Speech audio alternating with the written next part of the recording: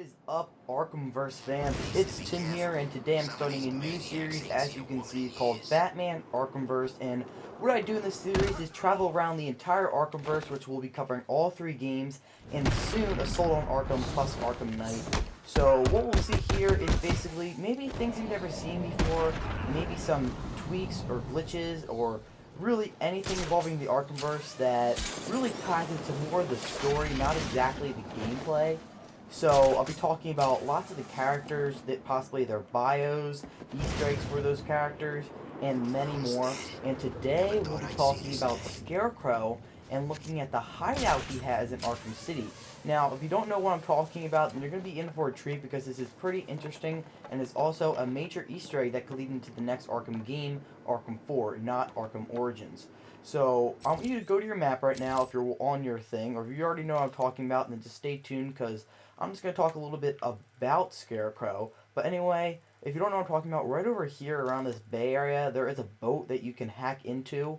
And it's pretty interesting because when you go to it, there's actually no, like, sign that says, like, would you like to hack into this, or I don't really know exactly what it says, but usually when you're going to hack into a device, there's something that pops up, like, then you press X or something, but in this one, it's completely hidden, so you have to actually go over it, take out your device, and just try hacking into it without even, like, knowing exactly where to go. So it's kind of difficult at first, but if you just move around a little bit, you'll find it in a second. So it's really worth it because there's actually a pretty big Easter egg on the Scarecrow, and you'll see exactly why there is and what's inside of it.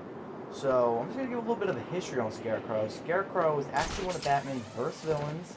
He got his idea of a Scarecrow because he would actually torment crows as a kid, and in some universities it was scared of crows, so he always had some sort of childhood fear or torturement to scarecrows, which is, of course, where he got the idea of a scarecrow. And his first mask, like the way he got the mask, was actually just a rag, and he was actually a psychologist who is basically someone like a therapist type of person, and he worked a lot with like having fears and everything. And when he was teaching a class about fear, he actually shot a gun inside a class just to prove a point, and then he got put in jail and resorted to crime. So as you can see here, I'm on this boat. Go to this boat right now if you don't know what I'm talking about, because this is awesome. And you'll see this door won't be open right away, and you can open it. It's pretty easy to open. Just slide down here, and you can see here. Let's look around a little bit.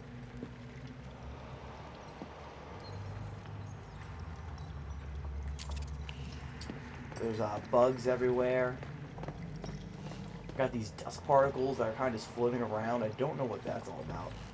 And it's actually pretty interesting and pretty scary looking. You can go over here. There's a dead goon, Arkham Knight.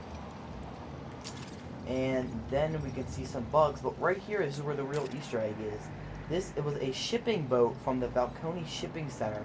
And we just see now what happened. They ordered bugs.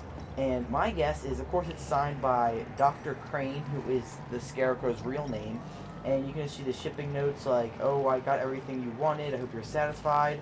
And what they ordered was actually just a biological containment of, like, bugs or something. And my guess is that the Dr. Crane, or, you know, Jonathan Crane, ordered this to make a serum, a new fear toxin for Batman and for himself, of course, to use against people. And that's really my guess, is they use these bugs. Maybe there's something in this bug to create the toxin he wanted, and that's exactly why he ordered it. But anyway, because it's signed by Dr. Crane, because it's so hidden, it has to be something tied into the Arkhamverse. And my guess is that we could be finding that out in the next Arkham game, or we could just be finding out that they use this boat as like a toxin. Like, just maybe like in the game you hear Scarecrow like, I had an order of fear toxin with bugs in it or whatever, and it never came, you know, and Batman could be like, oh, I found that, you know, something like that could happen. So anyway, you can see the bugs are actually crawling everywhere around here. It's kind of disgusting. Yeah, I like how they actually have them moving and everything, and if you look inside the cage, and if this is the first time in here, you'll notice that this goon actually will scare the crap out of you. I almost pissed my pants. It just goes, oh, I'm like, shit, man, that is scary. So that's pretty awesome. So before I end this video, I'm going to go fight off some goons, maybe talk about Scarecrow a little bit more. and talk about why he's one of my favorite Batman villains. I would put him around probably 4 or 5 on my list of top 10 Batman villains.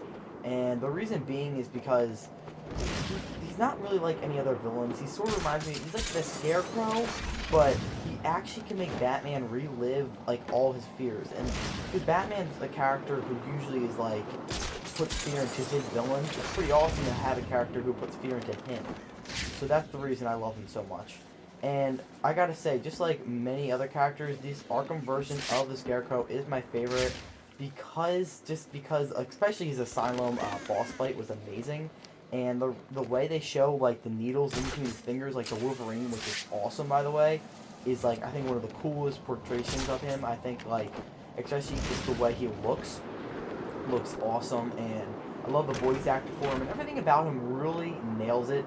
So I wish they would have went for something like that for Batman Begins, but instead they went with a different route, which is okay. I actually do enjoy the Batman Begins Scarecrow, but not nearly as much as the other ones. I am really trying to find a goon in this place, and I just cannot find them. But anyway, I'm going to end this video anyway because it's about time. Ooh, let me go fight off these goons. Next week, or next episode, I think I'm going to be talking about Bane, or Hush. So, if you have any suggestions, any character, or anything about the Arkhamverse you're interested in about, then just, comment down below, and I'll do it, because I obviously want to do what you want to see. So, I'm going to end this video right now, and you can just watch me finish off these goons.